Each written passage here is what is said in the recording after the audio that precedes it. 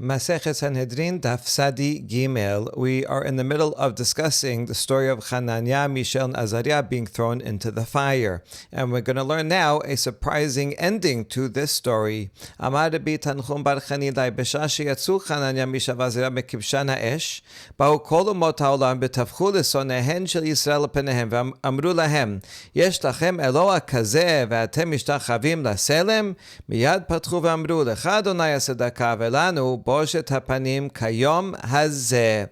Rabbi Tanchum bar Chanilai says that when the three friends, Hananiah, Mishael, and Azariah, exited from the furnace and they were fine, they were totally not touched, not even singed, so you'd think there would be a positive outcome to this, that everything would be great after this great miracle. But turns out this backfired literally, that all of the nations came, the other nations came and they struck, he says, the enemies of Israel. It means Israel on its face. And the other nation says, you have a God like this and you're worshiping idols? How stupid are you? How dare you? If we, the other nations, they have an excuse. Their gods aren't ineffective anyway. And so, okay, what do they know? They don't know the difference. They don't have real gods. But you, Israel, look, you have a real God that does a miracle like this, and still you don't worship your God and you go into and worship idols? You guys are crazy. You don't know what you're talking about. You're missing the whole point. You have the best thing and you're missing out on it. And so, because of this embarrassment, Hananiah, Mishael, and Azariah immediately opened their mouths and prayed, Hashem, to you, yours is righteousness, but we are shamefaced as of this day. Why I say Kayom Hazeh?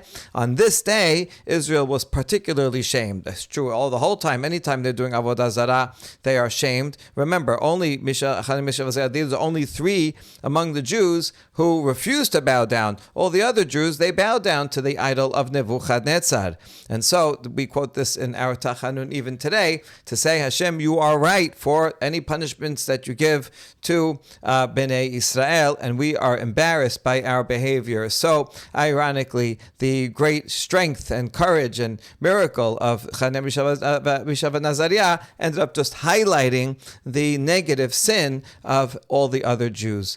Amar Rabbi Shmuel bar Nachmani Amar Rabbi Yonatan Ma dichtiv amarti ale betamar ohaza bisansinav amarti ale betamar elu Yisrael. Rabbi Shmuel bar Nachmani says to Yonatan, what does this pasuk mean in Shir HaShirim that says, I will climb into the palm tree, I will grasp its boughs.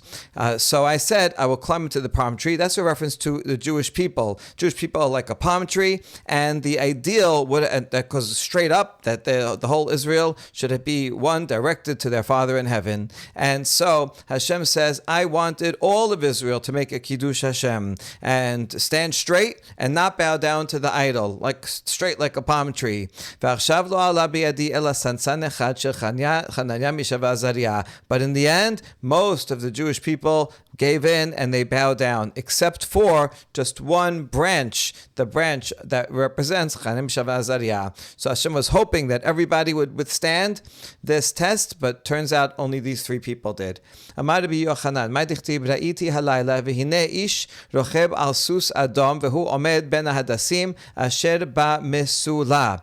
Rabbi Yochanan says, what is this pasuk that says in Zechariah, I saw the night, behold, a man riding upon a red horse, and he stood among the myrtle bushes that were in the depths. The pasuk goes on a little bit, and omed hadasim asher b'mesula v'acharav susim adumim sirukim ulvanim. This is going to come into play also. So he also sees behind them were bay, sorrel, and white horses. So we're going to see the relevance of that in just a minute. So what is this pasuk referring to? Bikesh HaKadosh Baruch Hu la'afoch et kol ha'olam kulo lelayla. The beginning of the pasuk that says Ra'iti halayla is a reference to HaKadosh Baruch Hu. He wanted to destroy the whole world and turn it all into darkness because he saw that there were no righteous people. And v'hinei ish rocheb en ish ela HaKadosh Baruch shenemar Adonai ish melchama Adonai shemo. And the ish, the man that's riding on the horse, that is a reference to none other than Hashem.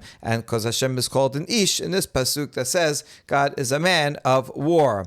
Al sus adom bikesh HaKadosh Baruch Hu lahafoch et ha'olam kulo ledam. And he's riding on a red horse. So the dam in Adom is a reference to red. God wanted to blood. God wanted to turn the whole world into blood and destroy everything. That's what the scene in Zechariah's Nevuah represents. Kevan shenistaker b'Chananya, Misha v'Azariah nitkara da'ato shneimar v'omed ben hadasim asher ba'mesula. However, when Hashem saw the great bravery and righteousness of Hananiah, Mishael, and Azariah, then he calmed down, he cooled off from his anger and said, okay, I won't destroy the world. As it says, he stood among the myrtle bushes that were in the depths. What does that refer to? En hadasim ela sadikim shenemar v'hiomenet hadasa. Hadasim, the myrtles, refers to righteous people, these three righteous people. And where else do we see that hadasim refers to a righteous person? When regarding Esther, she is called hadasa. Ve'en mesula ela bavel shenemar haomer la sula chorabi v'naharotayich o bish. And we see the myrtle was among the misula. What's the misula? That's a reference to Bavel, as it says in Yeshaya. That says to the deep, La Tsula. It's a reference to Bavel because they have deep rivers that are their sustenance. Be dry, and I will dry up your rivers, meaning a destruction of Bavel. And so, because there were righteous people in Bavel, so Hashem decided not to turn everything into nighttime and blood. Miyad meleim rogez nasim serukim v'adumim nasu levanim. And immediately that which was anger became calmed down, and that which was red became white, hence the white horses at the end of the pasuk. Amara Papa shema mina susya chivara me'ale lechelma. The Papa says, we see from here that if someone sees white horses in a dream, that is a good dream. It means there's going to be peace and quiet and good things to come. The rabbis, this is a reference to Hananiah, Mishael, Azariah. Curious to call them rabbis. So anyway, what happened to them after? Because we don't hear about, after the story, we don't hear about them ever again. What happened to them? Amara be'ayin hara metu. Rav says, not good. They died by the evil eye. Everybody was looking at them with jealousy, and look what happened to them. It doesn't happen to anybody else. How come they're so righteous? What about me? What about that guy?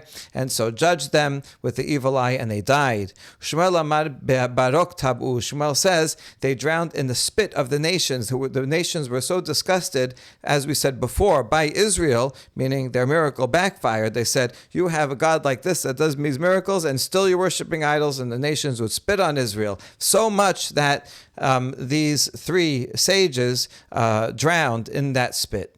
Rabbi Yochanan amar alu l'Eretz Yisrael v'nasu nashim v'holidu banim ubanot. Rabbi Yochanan, however, has a positive take. They made aliyah and they married and they had children. Ketanae. Rabbi Eliezer omer ba'inara metu. The machloket that we see over the different opinions among Amoraim that we see here is paralleled among the Tanaim as well. Rabbi Eliezer says they died by ayin hara. Rabbi Yoshua omer berok tabu. Rabbi Yoshua says by the spit. Milchamim omrim alu l'Eretz Yisrael v'nasu nashim v'holidu banim ubanot. And Chamim say they went to Israel and they married and they had sons and daughters. Shne'emar Shemana Yoshua Kohen HaGadol ata v're'aycha hayoshavim lefanecha ki anshe mofet hema ezo hem anashim shena'asa lahem mofet heve omer ze Hananiah, Mishael v'Azariah. As says in Zechariah chapter 3, here now Yehoshua the Kohen HaGadol, you and your fellows who sit before Yehoshua was the Kohen Gadol in the beginning of the second Bet HaMikdash, during the time when Zechariah was a prophet. He says, you and your fellows sit before you, for they are men of wonder. So who are these men of wonder? Who are people that a miracle was done for them? It must be Hananiah, Mishael, Azariah. See, they went to Israel. Daniel hechanazah. Now what happened to Daniel this whole time? We're talking about his three friends. Where was he during this whole incident? Did he bow down? Did he not bow down? Where was he? Amarav lemichra nahara rabba b'Tiberia. So one opinion of Rav is that he went to dig a great river in Tiberia. So that way he was not involved in the test to bow down or not. So he didn't bow down. Ushmuel amar la'atoye bizra de aspasta. Shmuel said he went to bring alfalfa seeds from a long way, and therefore he was not in Bavel at all, and that's why he did not bow down, but he wasn't arrested. He was not involved in this incident. Rabbi Yochanan amar la'atoye chazireh de Alexandria shel Mitzrayim. Rabbi Yochanan says he was on a long trip. He went to Alexandria to bring back some of the high-quality pigs of Alexandria. Alexandria was known for breeding these wonderful pigs. Obviously, Daniel didn't eat them. He didn't eat anything not kosher. He ate only the vegan meal, only seeds and beans. And so, but he went there because they were expensive, and so he could do trade. And these were choice things. Ini v'hatanya todos rofei amar en para v'chazira yosem Alexandria shel Mitzrayim she'en chotchin ha'em shela bishvil shelo teled. Hold on. Is it possible that Daniel really went to Alexandria to bring one of these choice pigs? He would bring them and sell it to a farmer who could breed them. But the doctor Todos said that there are rules of trade in Egypt, and no cow or sow leaves Alexandria of Egypt unless they cut out its womb so that it won't give birth. In other words, they'll sell the cow or the pig itself so that people could go and use it or eat it, but not that it should be able to breed. They wouldn't let it because they want to have a monopoly on this breeding. If they sell one that can have children, then they won't have a monopoly and they won't be able to sell it for so expensive. So how could it be that Daniel went and got one that can breed? And the answer is Zutare aite belo da'atayu. He got a small pig, a little one that he was able to smuggle out without their knowledge, and through that he was able to make some good business. Tenor banan shelosha hayu beota isa hakadosh baruch hu v'Daniel u'Nebuchadnezzar. There were three partners in the plan to make sure Daniel would not be in Bavel at the time of this persecution. So we saw three reasons why he might have been away, but those were just excuses to go so far away on business. But really, there was a more essential reason why Daniel was not there for the time of this test and this miracle. And all three were involved. HaKadosh Baruch Hu Amar, Nezel Daniel mehachad la lemru bizchuteh itnasal. Hashem said, let Daniel leave here so that people won't say that the other three, Chanan, Mishael, and Azariah, were delivered because of the merit of Daniel. He wanted to show that Chanan, Mishael, and Azariah were so righteous on their own, even without Daniel. So sometimes to make someone shine, you have to make the greatest guy leave so that it could leave room for the others to shine. Daniel said, I better get out of here because Nebuchadnezzar worshipped Daniel. We're about to see that pasuk over here. He treated Daniel like a god. He would bow down to Daniel and pray to him. So he says, I better get out of here unless, because the pasuk says, the graven images of their gods you shall burn with fire. And Daniel himself is considered a god of Nebuchadnezzar, and so he may be punished by being burnt because he is himself worshipped as avodah zarah. Obviously, not willingly so he had to get out of there. Nebuchadnezzar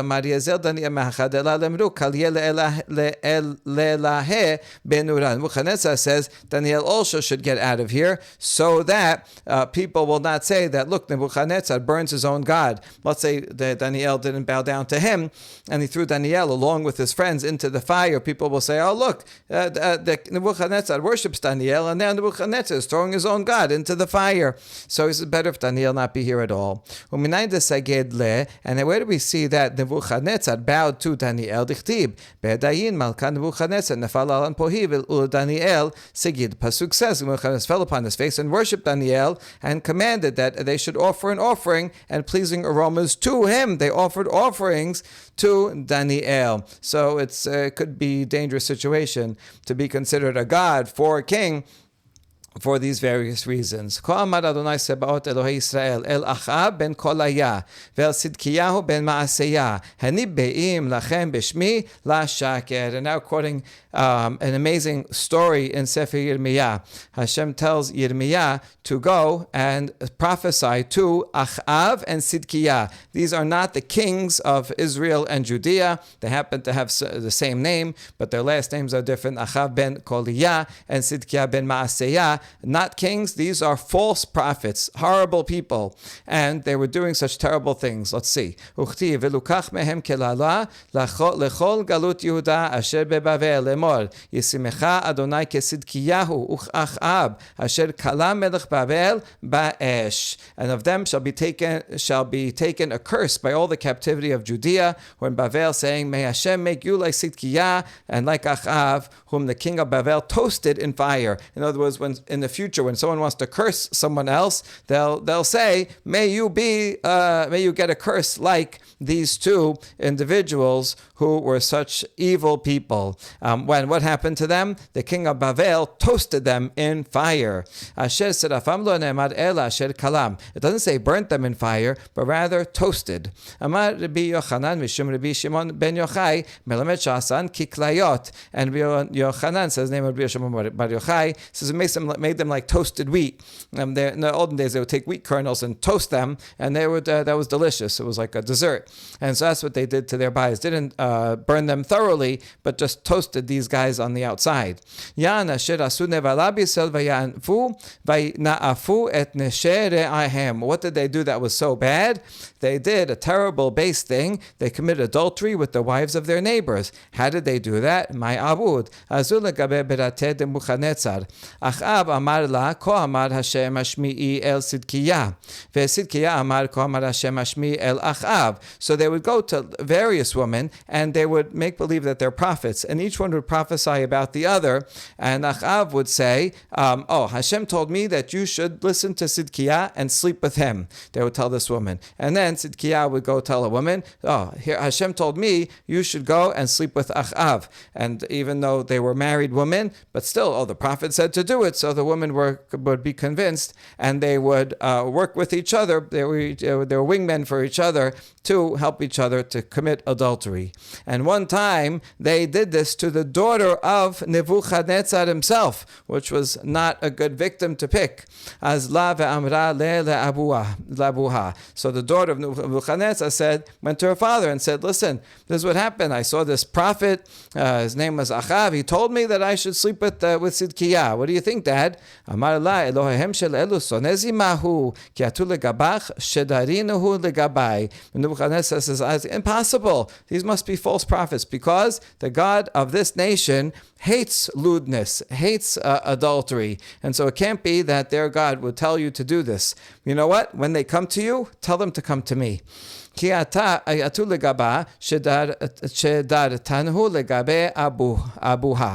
sure enough, when these two false prophets came, she sent them to her father. So he said, who told you this? Who told you that my daughter should sleep with one of you guys? They said, God told me to tell her that she should sleep with my friend.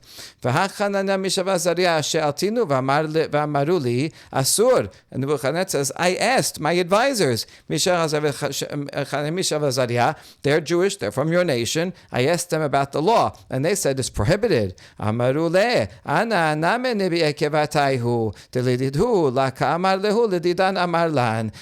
can you imagine, Sidkiah and Achab, they said, we're Nevi'im just like they are, and God did not tell them this, but God told us, so we know better than them.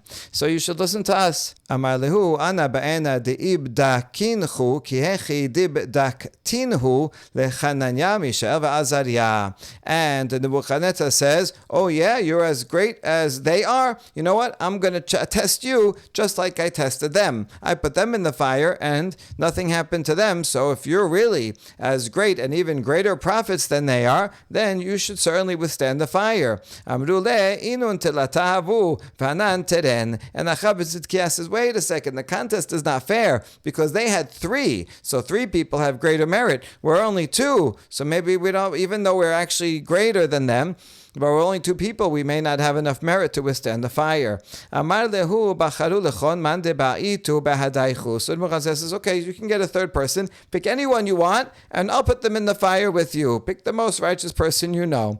Amaru Yoshua Kohen Gadol. So they said, we want Yoshua, the Kohen Gadol. He's really righteous. They're thinking to themselves, for the merit of Yoshua, maybe he'll protect us. Sabri lete Yoshua denafesh tichute umagna alan. They said, maybe the merit of Yeshua will come and protect us. Achtiyuhu shadinhu. And so the Nebuchadnezzar and his guards took all three of them and threw them into the furnace. Inhu iklu. The two bad guys, Achav and Sidkiah, they were toasted. Yoshua Kohen Gadol icharuchi maneh. By Yoshua he was saved. Only his garment was singed a little bit, but that's it. Shenemar vayad'eni et Yoshua Kohen Gadol med lefnei malach Hashem vegomer uchti veyomer Hashem al Satan yigad Hashem becha. And this explains the scene there where Zechariah prophesies. He showed me the Yoshua Kohen Gadol standing before the angel of Hashem, and Satan was standing there at his right, and Satan is saying, look at this Yoshua, is he worthy of being a Kohen Gadol?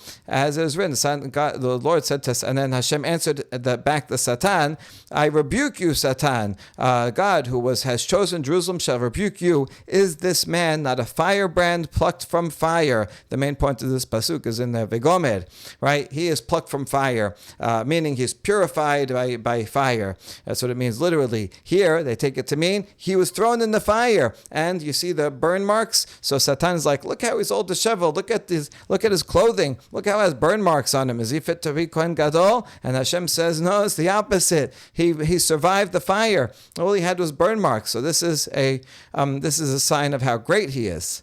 Amar le yadana de sadikaat ela maitama ahanya bach purta nura chanana mishav Azariah la ahanya behu kelal. So Nebuchadnezzar, after he toasted the other guys, and Yoshua the Kohen Gadol walked out, Nebuchadnezzar asked him, he says, I know you're righteous and you're delivered from the fire, but how come the fire caught you a little bit and singed your garments, whereas the other three, not even one hair on their head was singed. They didn't even smell like smoke, nothing. So some sin that you have a little bit. Amar le'inu telatahavu anachad says, well, they were three people, I'm only one.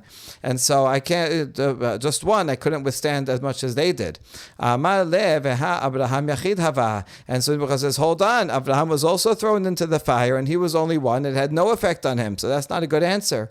Hatam lahavud Hashem behadeh v'la ityehi b'reshuta lenura. Hacha havud Hashem behadeh v'ityehi b'reshuta lenura. And Yehoshua the Kohen Gadol explains, no, of Abraham, he didn't have wicked people with him, and therefore the fire was not given permission to go and attack. Whereas I was with two wicked people, and therefore the permission was given to the fire to go and attack and burn the wicked people. So it got really violent and hot, so I was singed a little. That's why. So actually, it's not just that he didn't have two righteous people with him, that he had two wicked people with him was a bigger test for Yehoshua, and that's why he got singed. Abraham didn't have these evil people that would allow the fire to attack at all. And this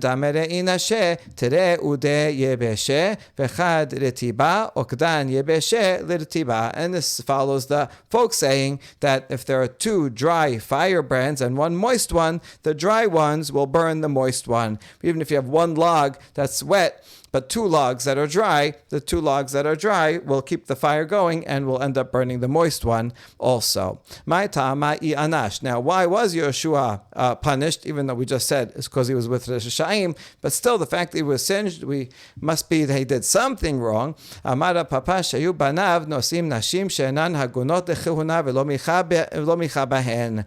Yoshua, even though he was righteous, his sin was that his sons married women who were not appropriate to marry into the priesthood. They were okay, they could marry someone else, but to marry a Kohen should be a higher level. And he didn't stop them. As a Pasuk said in that same context with Satan accusing him, says he was clothed in filthy garments. Now is that literal, that he was actually wearing filthy garments? That doesn't make sense. Rather, it's a metaphor. Rather,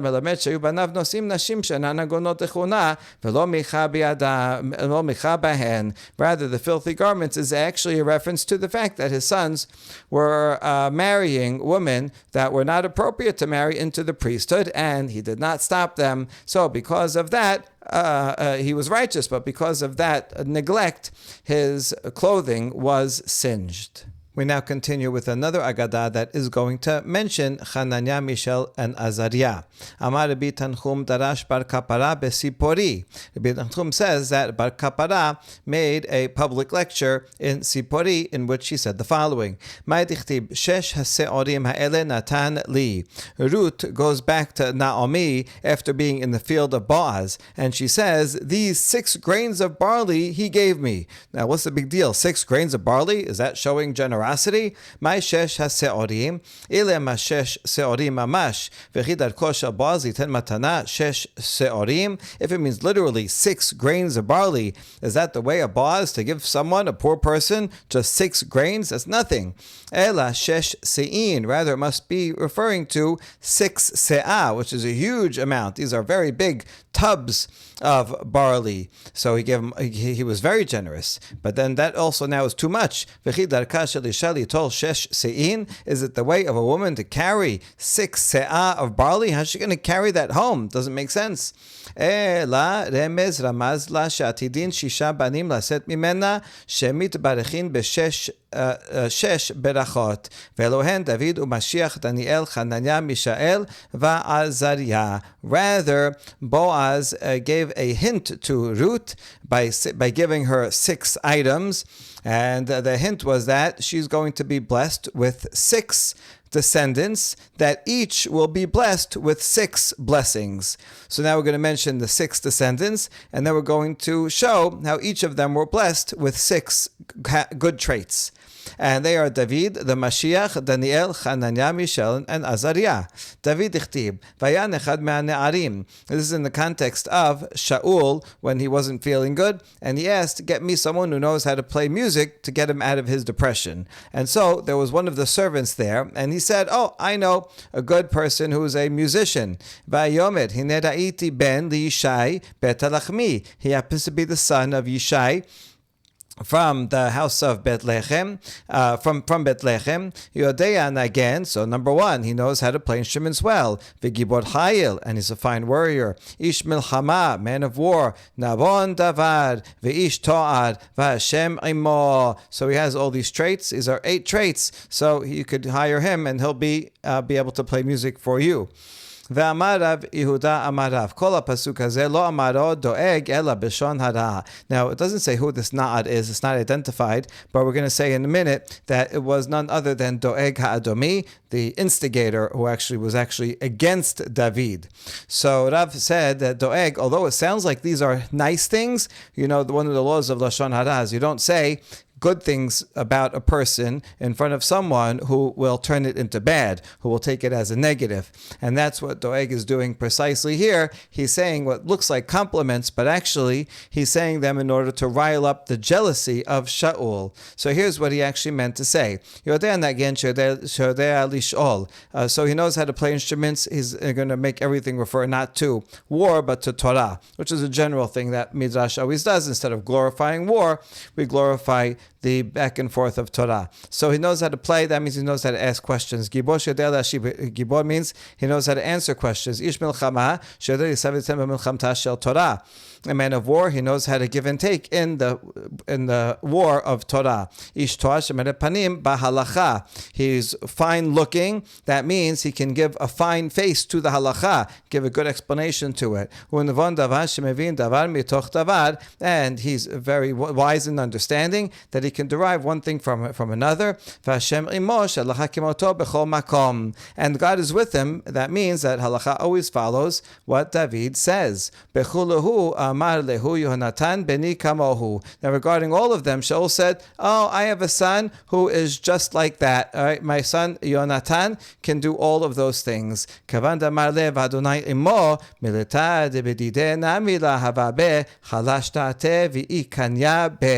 then when Doeg said, oh, also Hashem is with him, meaning halacha is always with David. So this is something that Shaul himself did not have that character trait, that halacha was always like him. So then he became depressed and jealous. Regarding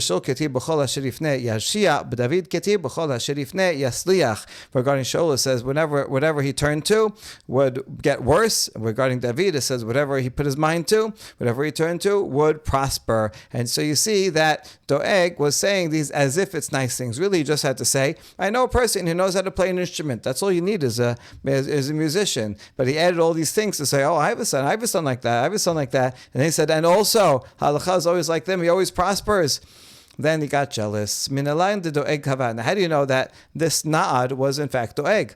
Well, it says in this pasuk that it was one of the servants. One of means a notable one of them, not just any servant. And when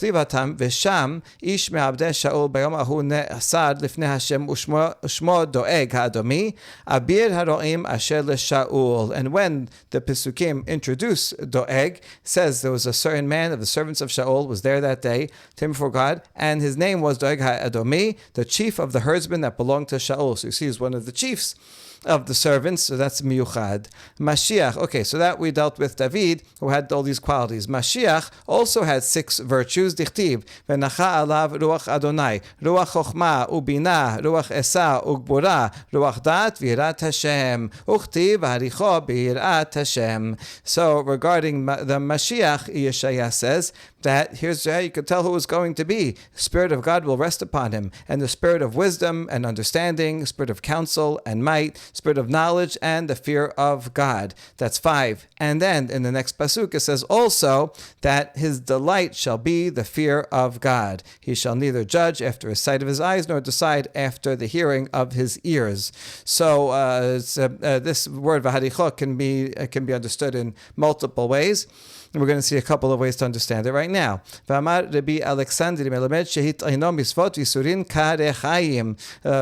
understanding is haricha as a play on words of as a mill, that God loaded him up with mitzvot and afflictions like a millstone that's very heavy. So the Mashiach had a lot of commandments to do to redeem the people, but he also bore the burden, the sins of the entire people. Rava Amar demorach v'da'en. Rava says what is probably the peshat of the pasuk, that he would smell and give judgment. As the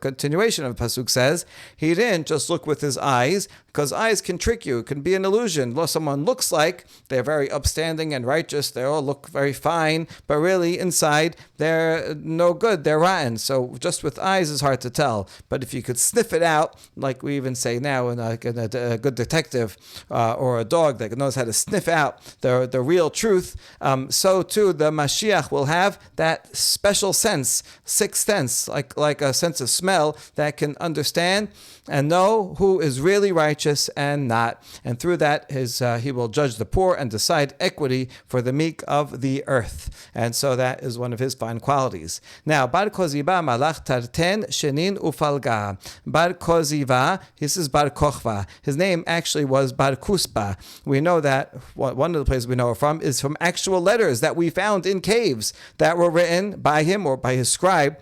Says Bar Kuspa. So that was actually his name. The letters are amazing. It's just totally wild that 2,000 years later, we went into a cave and found a whole bundle of letters that he had written. So his name was actually Bar Kuspa. Now, when people that thought he was Mashiach called him Bar Kochva, the son of the Kochav, like Darach Kochav, as meaning Mashiach, a star.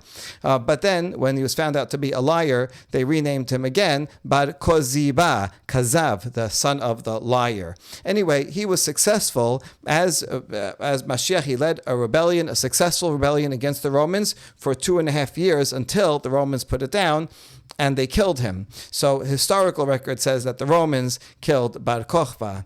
However, we're going to see differently now. So Amar Lehuda Banan, Ana Mashiach. Bar Kokhba went to the rabbis and says, I am Mashiach. Amru le b'Mashiach ketiv demorach v'da'en. And they said, well, it says in the pasuk in Yeshaya that the Mashiach can smell and judge. Let's test you out. Nechazanan I morach v'da'in. Let's see if you can smell and judge. Kevan dechazyuhu de la morach v'da'en kitaluhu. So they tested him out. They gave him the smell test, and he was not able to pass. He couldn't figure out which one was right and wrong based on smell. And so they said, well, you are a false prophet. You're a false Mashiach, and they killed him. Seemingly, a simple reading of this is that the rabbis killed him, which is really quite astounding because any historical record would say that the Romans killed him. But we see, I think, a pattern here regarding Yeshu. We also saw that obviously the Romans killed Yeshu, but in the Gemara, the rabbi said that the rabbis killed Yeshu. So I think we see a pattern that the rabbis say, listen, any false Mashiachs, we don't want any of that. And we would kill such a person. We did. We killed both of them. The rabbis are showing their authority and their clear stance about anybody coming and claiming to be a false Mashiach. Daniel, Hananiah, Mishael ve'Azariah dichtiv behu, asher en bahem kol me'um ve'tobeh mar'eh u'maskilim b'chol chokhmah ve'yod'eh da'at u'mebineh mada v'asher koach bahem lamod behechal hamelech u'lelamedam sefer ulshon kastim. So regarding the next four, they're all described together and the pasuk in the beginning of Daniel, that they were youths in whom was found no blemish, well-favored, skillful in all wisdom, discerning in knowledge, perceptive understanding, who had strength in them to stand in the king's palace, and whom they might teach the learning and the tongue of the kasdim, that they knew the language well. So there you go, that's 6 items. Maya sher en bahem kol mum, what does it mean that there's no blemish? Amar Rabbi Chama bar Hananiah afilu kerib da dechosilta la hava behu. And the Rabbi Chama explains that even a scratch, even a little cut, after bloodletting, you make a small cut with a razor. Okay, it leaves a little bit of a scar. Even that they didn't get, and they had perfect skin. What does it mean that they had strength to stand in the king's palace? Big deal. So they stood up. Amar Rabbi Chama Rabbi Chanina melamed shayu onsin et asman min hasechok umin hasicha umin hashena u'mamidin al asman b'sha'ah shenisrachim linik behem mipnei emat malchut. So actually, it is difficult to stand in before the king because you have to prevent yourself. They prevented themselves from laughing and from talking, from sleep, and even if they had to go to the bathroom, they had to hold it in. And who knows how long till the king, whatever he needs, you have to be there ready to give advice and do whatever he needs because of the fear of the monarchy. So sometimes they wanted to laugh at him, but no, they had to not laugh. That's kind of difficult to suppress the laugh or to suppress talking or sleep or having to relieve oneself. And so that was one of their strengths of character. Vahi bahem b'nei Yehuda Daniel Hananiah Mishael va'Azariah. In the first chapter of Sefer Daniel, it says that from the tribe of Yehuda were Daniel, Hananiah, Mishael, va'Azariah, which sounds like all 4 of them are descendants of the tribe of Yehuda, which would fit with the teaching that we saw earlier that all of them are descendants of Ruth, from Ruth through King David, who is from Yehuda. Amar Rabbi Eliezer, Kulan mibnei Yehuda hem. And that's in fact what Rabbi Eliezer said. All 4 were descendants of Yehuda from Ruth through the dynasty of King David. Rabbi Shemuel bar Nachmani amar Daniel mibnei Yehuda v'Hananiah Mishael v'Azariah Mishar Shevatim. However, Rabbi Shemuel bar Nachmani disagrees, and he says that mibnei Yehuda is only going on Daniel, right? From among the descendants of Yehuda was Daniel, period. And then there was also these 3 other people who were from other tribes. So now we're going to analyze both of these opinions.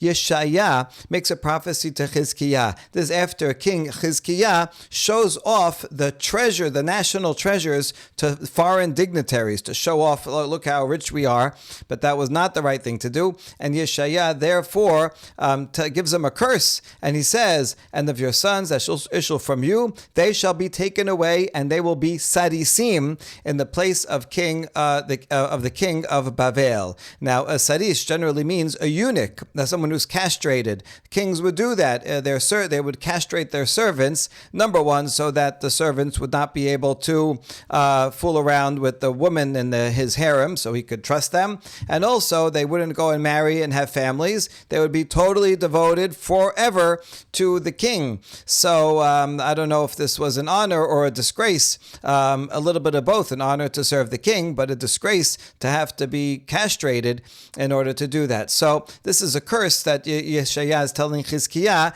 that your descendants are not going to be independent in the land and being kings and princes, but they're going to be taken away as slaves. That's the main point of the curse, that they're going to be taken away and they have to serve a foreign king of Bavel. Now, my sadisim. What does sadisim mean here? Two opinions. Rav Amar sadisim amash. Rav says it means literally that the children will be eunuchs. We're going to associate these descendants of Chizkiah with Daniel and his friends, assuming that they are the ones that are taken to Bavel and they will serve. They do, right? Daniel and his friends actually serve as officers or advisors, servants to the king of Bavel. So that's why we're connecting them. So Rav says, yes, in fact, Daniel and his friends were sadisim. They were actually castrated, eunuchs. Rabbi Chanina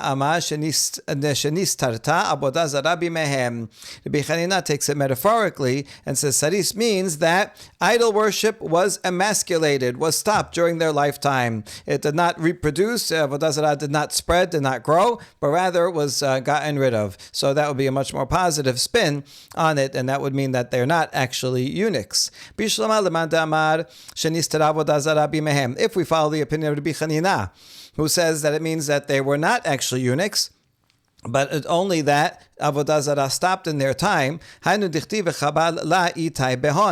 makes sense the pasuk that it says about Hananiah, Mishael, and Azariah that they had no wounds on their body. That makes sense because they were not actually eunuchs; they were totally fine. But according to Rav's opinion, who says that they were actually eunuchs, well, that's a pretty serious surgery. That's called a wound.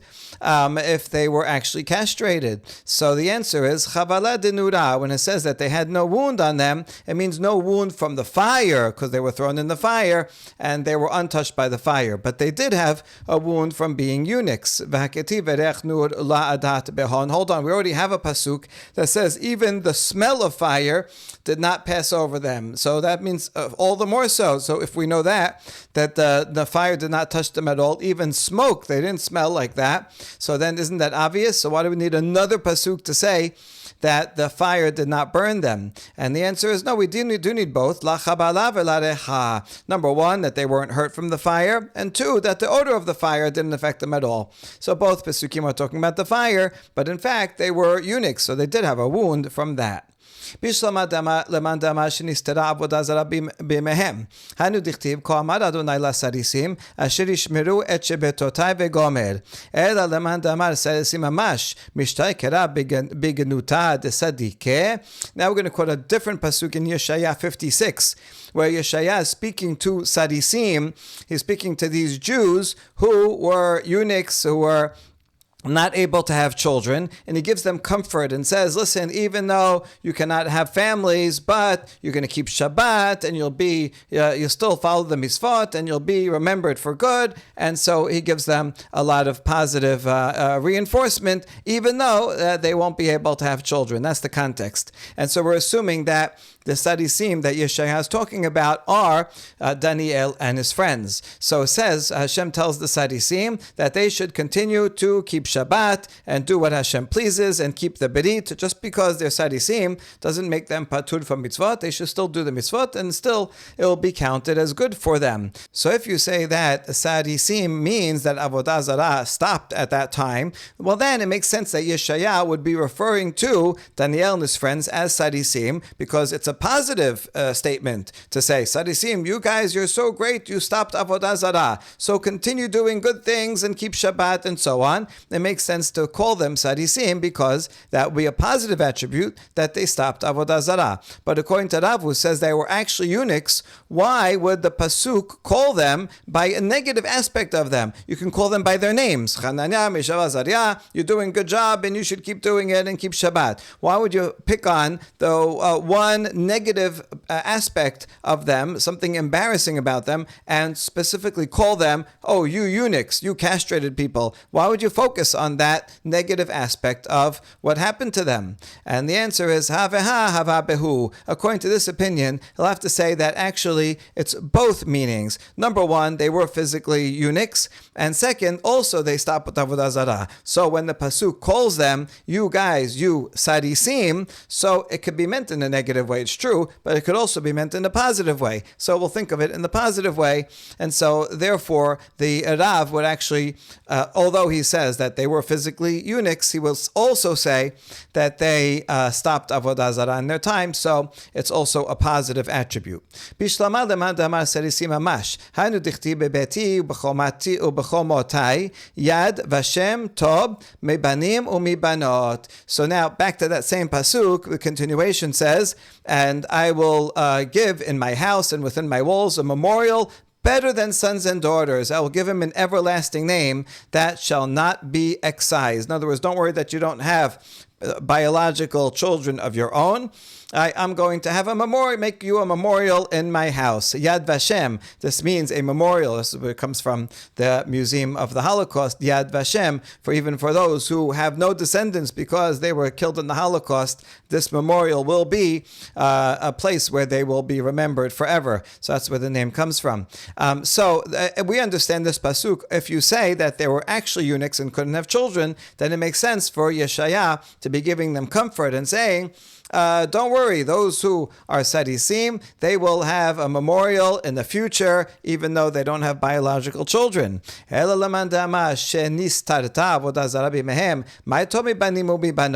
if you say that it means that they were not eunuchs, they could have children, and they destroyed avodah zarah, then what does it mean better than sons and daughters? They could have sons and daughters, so why do you need to give them something besides that? Amar Rav Nachman bar Yitzchak mibanim shahayu lam kevad v'ametu. Rav Nachman bar Yitzchak explains, it's talking about children that they had who had died. So Yeshaya is saying, listen, I know you had children and they died. Don't worry, even though they died, we're going to have a memorial that they will be remembered. My Shem Olam eten lo ad asher lo yikaret. And what does the pasuk mean? That they will have a memorial, an everlasting name that will not stop. Amar Rabbi Tanchum darash bar kapara besipori. Zeh sefer Daniel shenikra al shemo. And Rabbi Tanchum says that Bar Kapara gave a public lecture in Sipori in which he explained this is talking about the book of Daniel that's called by his name. So this is an everlasting memorial. Every time someone opens Tanakh and they say, oh, look, Sefer Daniel,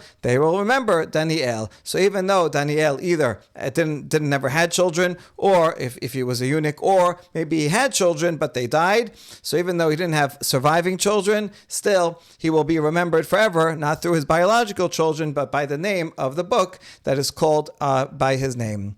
Mikedi kol miled Ezra Nehemiah ben Chilkiah amrinhu.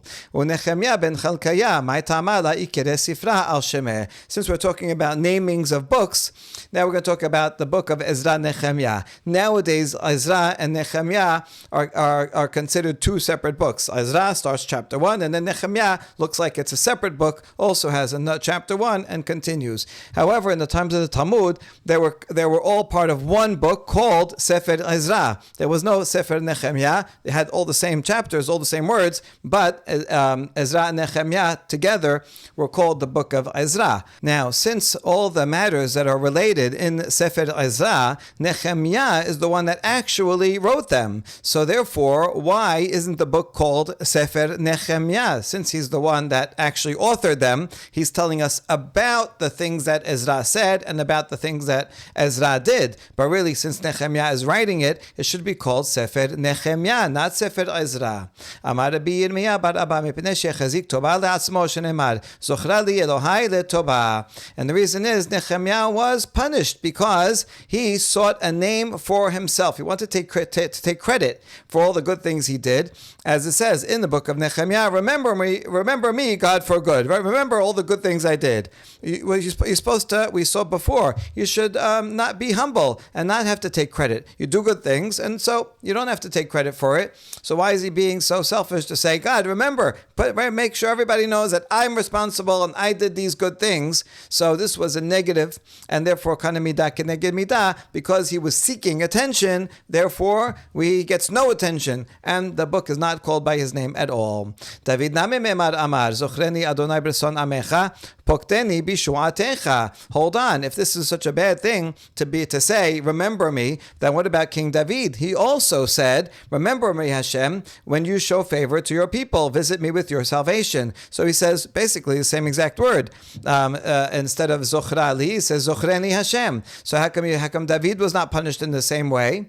And the answer is David rachamehu dekaba'eh. No, David was saying it as a prayer. Hashem, please remember me, help us out. Right? We need remember me when you are helping people out. That I need your help too. That's what David was saying. Whereas Nehemiah was saying it as a demand. Right?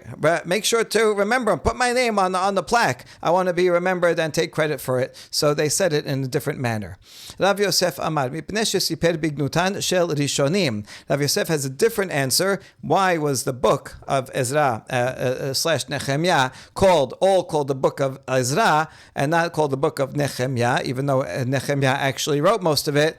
Rav Yosef says because Nehemiah spoke negatively about his predecessors. Shene'emar v'apachot harishonim asher lefanayich bidu al ha'am v'yikhu mehem belechem v'yayin achar kesef shekalim arba'im v'gomer.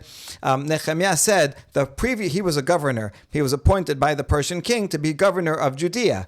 And he said, the previous governors who were before me placed burdens upon the people and took from them for bread and wine more beyond 40 shekels of silver, and so on. And says, and I didn't do that because I feared Hashem. So he's saying, speaking badly, as he's doing a better job than the previous governors who did a bad job. And who was that? Va'afal Daniel shegado mimenu siper. One of the governors before Nehemiah was Daniel. So he's saying, I'm better than Daniel. Oh yeah, you're better than Daniel? You know what? Daniel's going to have a book by his name, and you, Nehemiah, are not going to have a book called by your name. Now, how do we know that Daniel was greater than Nehemiah?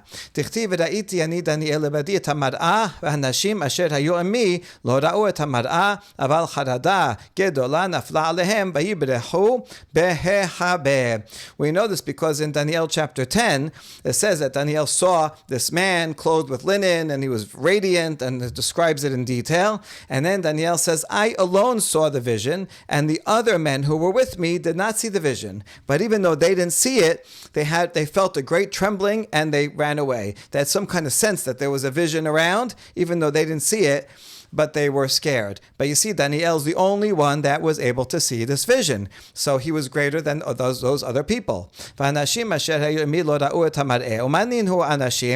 people that didn't see it, who were those people?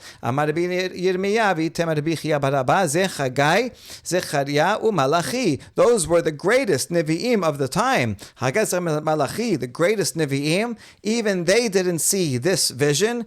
And Daniel, who we're going to see in a second, was actually not a Navi himself.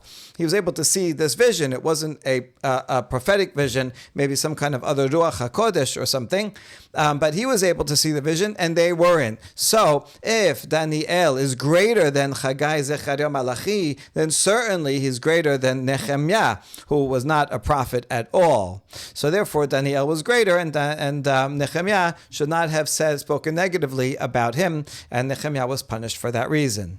Inhu adifi mineh ve'ihu adif minaihu. And now we're going to show that they, the three prophets, Chagai, Zechariah, Malachi, were in some manner greater than Daniel. Ve'ihu adif minaihu, and in another way, Daniel was greater than them. So how were they greater? Inhu adif minaihu, the three prophets were greater than Daniel in that Inhu nebi'eh ve'ihu lav nabi, that they were prophets. Daniel was not technically a prophet. Ve'ihu adif minaihu di'u chazav ve'inu la chazu. Nevertheless, Daniel was greater than them in this aspect, that for this vision, Daniel was able to see it and they weren't able to see it. So each had a benefit that the other one did not. Now a question, if they, the other people that were with Daniel, did not see the vision, why were they afraid? How could they be afraid of something that they didn't see?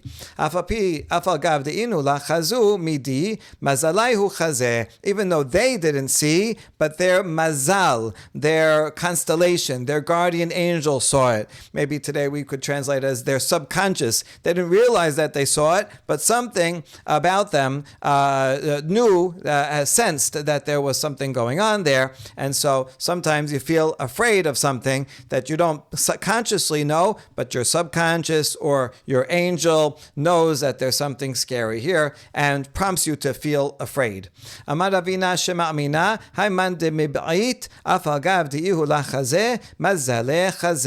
Ravina said, we can conclude from here that sometimes you become frightened and you don't know why. So you know why? Even though you don't see it, means your mazal is actually seeing it, right? And sometimes that happens. You feel like afraid of something or depressed about something, and you don't even remember. You don't even know why. Maybe it was a dream that you had that you forgot, but it made you concerned about something, or there's something concerning going on, even though you're not cognizant consciously of what it is, but somehow, somewhere deeper in your consciousness, there is an awareness that there's something scary going on. Now, what should you do to fix this? A few answers. Leap from your place 4 cubits. So, because there's some kind of danger here, maybe some kind of demons or whatever danger it is. So, just jump out of that spot, and that way, get yourself physically out of danger. Or you can read Kiryat Shema as protective value.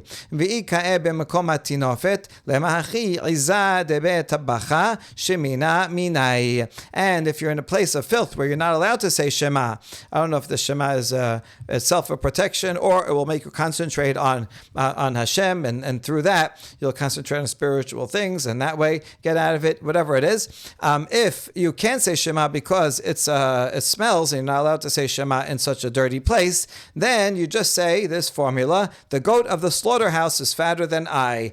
In other words, if the demon's going to come and try to attack you, you say, listen, instead of taking me, the goat in the slaughterhouse is fatter, it's more delicious, it's juicier. Go kill it instead and leave me alone, and hopefully that will divert the demon from harming you. Baruch Adonai Le'olam, Amen ve'amen.